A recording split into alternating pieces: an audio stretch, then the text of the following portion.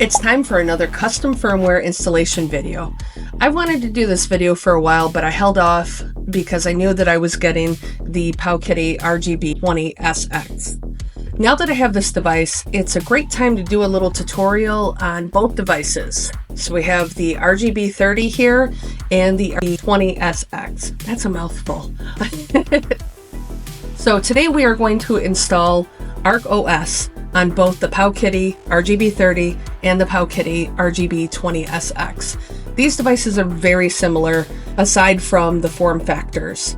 I will have links in the description below for everything that you will need to follow along. This software works for both devices. I will show that later in the video. Also, if you are crazy like me and happen to own both of these devices, you can swap the card back and forth and you can use it on both devices. Now, a couple of things I will mention. These devices come with their own SD cards. So if you can, don't use them if you can help it. They generally are prone to failure and other bizarre issues like not saving states correctly. I would set the original cards aside because you'll probably need them later, and I'll get to that. If you're able to pick up at least one SD card for both of the devices, a one SD card setup or a two SD card setup. For this tutorial, just to keep it simple, I'm going to use a one card setup. So what that means is that everything will be on this one SD card, the operating system, the BIOS, the game files or ROMs. So if you choose this method, make sure that you have a decent size card. I have a 64 gig card. That's what I had available to me. But if this is your only handheld and you want a ton of games on here for the higher systems, you might want something that's a little bit bigger. So maybe go with a 128 gig card. Now, if you want to do the two card method, I would recommend a 16 gig card or a 32 gig card for the first card, which is the operating system. Then you can have a bigger card for the second card, which will be your ROM or game files with the BIOS files. So I have a few links in the description below that are affiliate links from Amazon if you need some SD cards. I get a tiny kickback from that, and it goes to support the channel. So if you use those, thank you very much. I appreciate it. So I will be using my PC to show you how to download, flash, and install this firmware on an SD card. Again, all the links will be in the description below.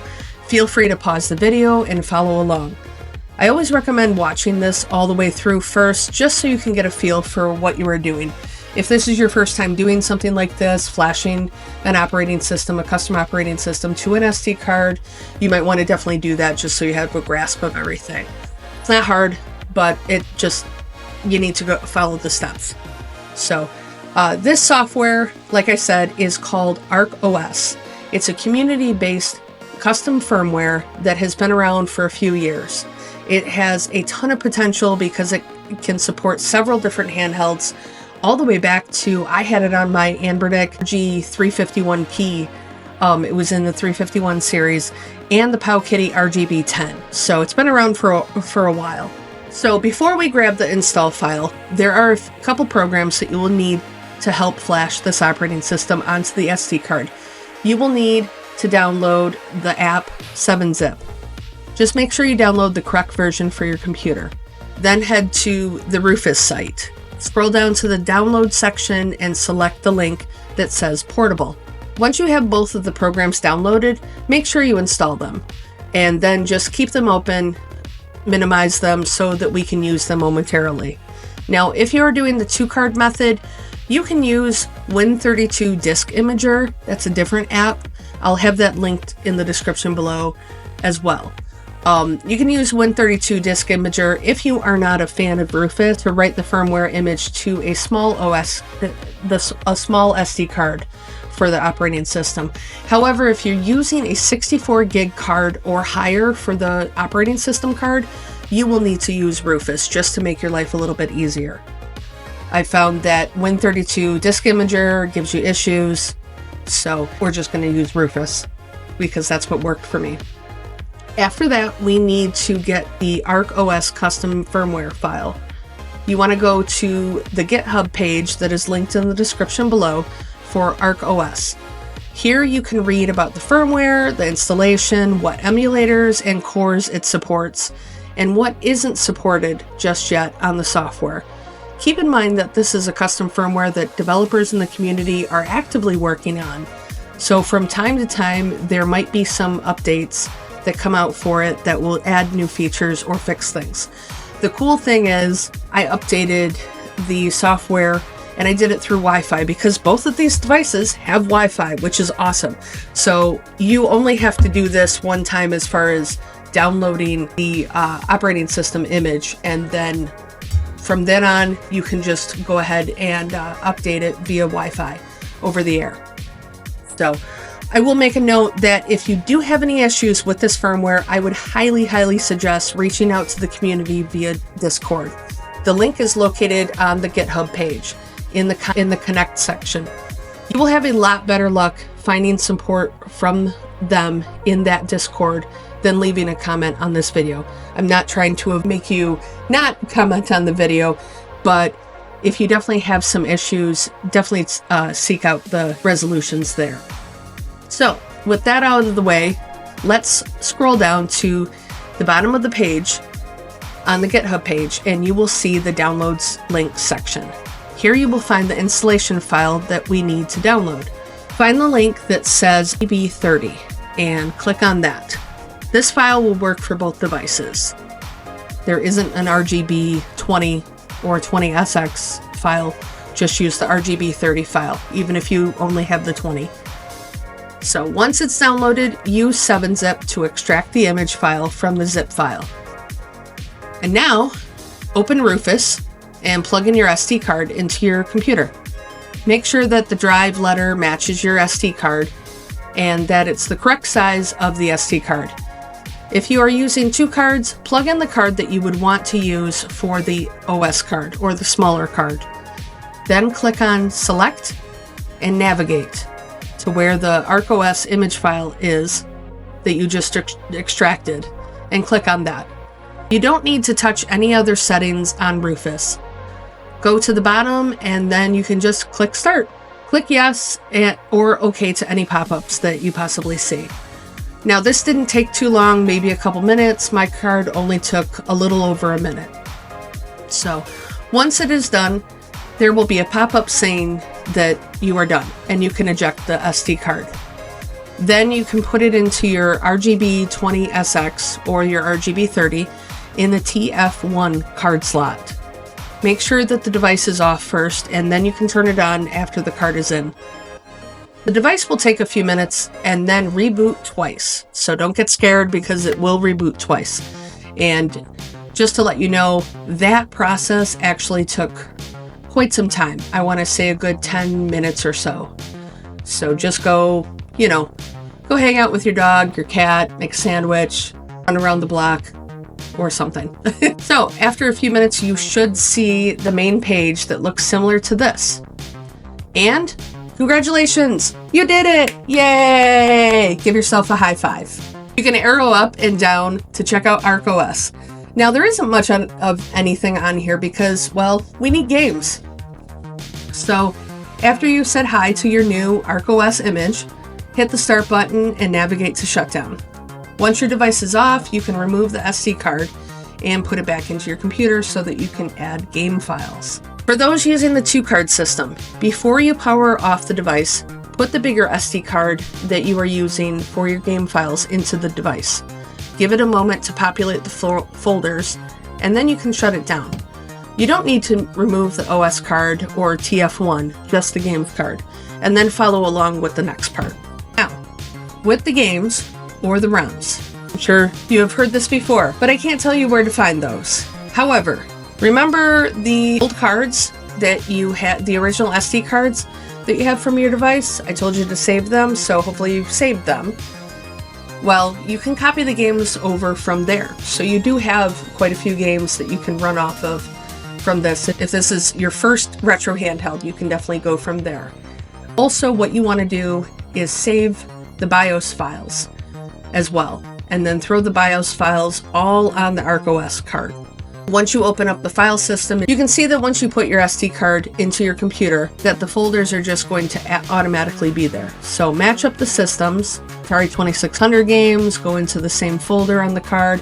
NES is NES, SNES, and so forth. I will mention for Nintendo DS games, it will be a folder called ND. Now you can definitely load up your card with a world full of games, but you might want to just stick to your favorites if you are just starting out.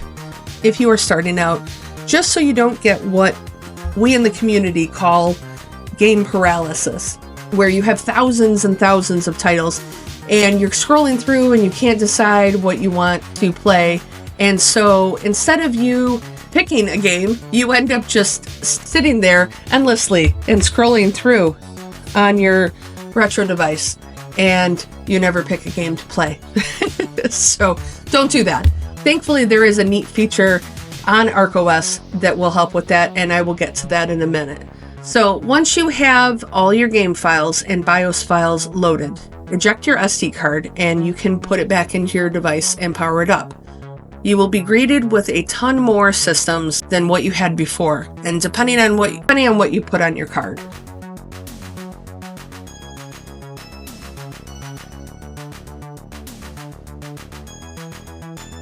Pico 8. One of the awesome things about ArkOS is that it supports one of my absolute favorite game systems, that it's a newer system. And if you're a follower of my channel, you've probably heard me talk endlessly about Pico 8. But it's awesome. You really should check it out if you haven't before. I will leave a link, like I said, for everything in the description below. One thing just to point out, you do have to buy a Pico 8 license for $15. Once you do that, that's it. It's a one-time fee. You have access to all the files that you need. So I will also put on the screen what files that you need. If you do have your Pico 8 files, you want to download the Raspberry Pi version to your computer, and then I will link down here somewhere or on the screen somewhere the actual file names of what you need. So the cool thing is, I mean, you can definitely download all your games, or what they're considered in Pico 8 is carts. You can download the carts and load them up on your SD card. You can definitely do that, but you don't have to with ArkOS. So the cool thing is that you can use what's called Splore. For those of you who aren't familiar with Pico 8, it's pretty much kind of like a browser feature that connects to all the games online on the Pico 8 website. So you can go through and play new games, featured games, search for games, favorite all your wonderful Pico 8 carts until your heart's content. And if you aren't sure what Pico 8 games to play, I have a wonderful video on 50 Pico 8 games that you should check out. So that will get you started. Okay, so Pico 8. I wanted to show you something really quick. So if you are in Pico 8, you want to go into there. Now, you will see by default, I know you're saying, you mentioned Splore. Where is this Splore that you speak of? So you will see just a few games or carts that they have by default on here. But if you go to hit A, like we're going to play Celeste, and then you hold down B really quick, you will see all of a sudden it's booting in Splore. Don't ask me why. I don't know why they couldn't just add a feature that if you're going to, you hit A, then you hold down B, it automatically goes into Splore, and then you're good to go.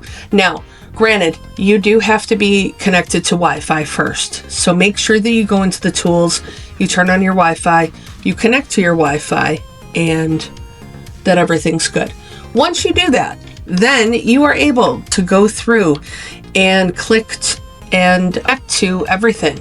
Your new carts, any updated, you can do lucky draw, you can just find awesome games. And I find a new favorite something new to play every time that I go into Pico 8. So I could literally talk about this for weeks. It's just such a great system. I just love it so much.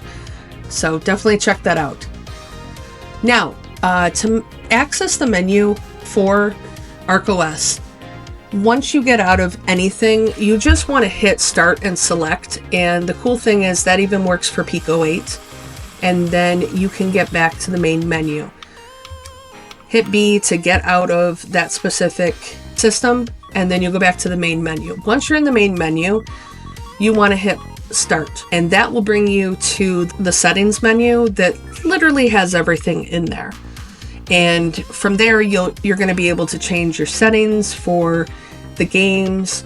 You can go into different emulators, you can select different cores, you can change your user interface settings, you can turn on Wi-Fi. You can, down here where you see Wi-Fi down, you can find out what your battery percentage is. You can, pretty much everything. Scrape box art. You can change your themes. You can download new ones. You can do, like I said, all of the things in here. So sound settings and whatnot. So definitely check this out, and that's where you will see pretty much everything. All the other options, if you back out of there and you go to the options portion, which is actually right underneath Pico 8, you will see a few other things where you can change. You can enable remote services. You can go into your file manager. You can delete some PS1 files, some extra files and things like that. Here you would actually update if once you have the software installed and you want to check and see if there is an over-the-air update once you are connected to Wi-Fi. And here is right at the bottom, that's where you will see Wi-Fi, and that's where you can put in connect to your Wi-Fi and put in your password. So that's really about it. There's just the options menu, and then like I said, once you're in the main menu, you hit start. You can go into RetroArch and you can tweak anything in RetroArch. For any of the new users that are out there, if you're not sure about it, maybe just for the time being, stay away from that, because a lot of times you can go in there and the simplest thing may not save. I don't have a RetroArch guide because RetroArch is just a pain in the butt. But look up Retro Game Core. Russ has an amazing video, many videos on RetroArch, and that's honestly what I have always followed, and it makes sense after I watch those videos. Okay, here's another cool feature that I said I would go over earlier. Now, if you have way too many games on your device, and we all do, and you have no idea what to play, or you just want to play something new or different, this is the Screensaver feature. Instead of the device going to sleep, it will cycle through the videos on your SD card and show you random games. If you want to play that specific game, you hit the start button and it will start the game up. And there you go. You can play something new, awesome, or maybe something that you forgot about. Now you will need to use the scraping feature in settings, and you will need to make an account. Don't worry, that link is in the description below. Once you make an account, throw those credentials into the settings and it will download box art, and you can even set it up so it will download a preview video. It's a really neat feature. Keep in mind that this will eat up the battery if you do have it on for a significant amount of time. This is actually how I recently discovered an old arcade classic from my childhood called Magic Sword. Check that out. It's a fun hack and slash game, and let me know in the comments below if you have ever played this game before, because I love it.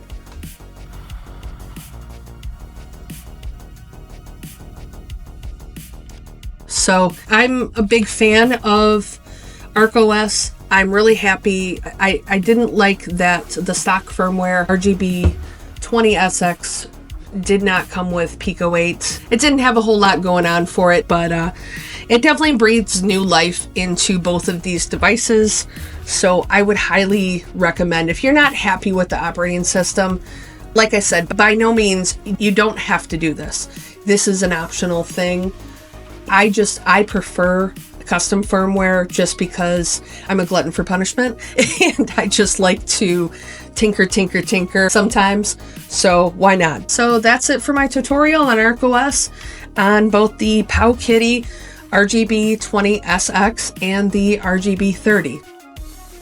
Like I said, I definitely think that anyone who has either of these devices should consider the software. The stock firmware is usable, but it's limited, like I said. Plus, if you are a huge Pico 8 fan and you want to use Splore natively, you can do that now, and it's pretty simple to do. Let me know your thoughts in the comments below. Are you a big fan of ArkOS? Do you have either one of these? Did you install ArkOS on here? Are you still running the stock firmware? Or did you go with RockNix? Or do you have the old RockNix, which was Gel OS? So let me know in the comments below what your thoughts are. And as always, be sure to like, subscribe, and even share this video with someone who needs some custom firmware fun for their Powkiddy devices. Thanks for watching. Stay awesome, everyone, and go play some games.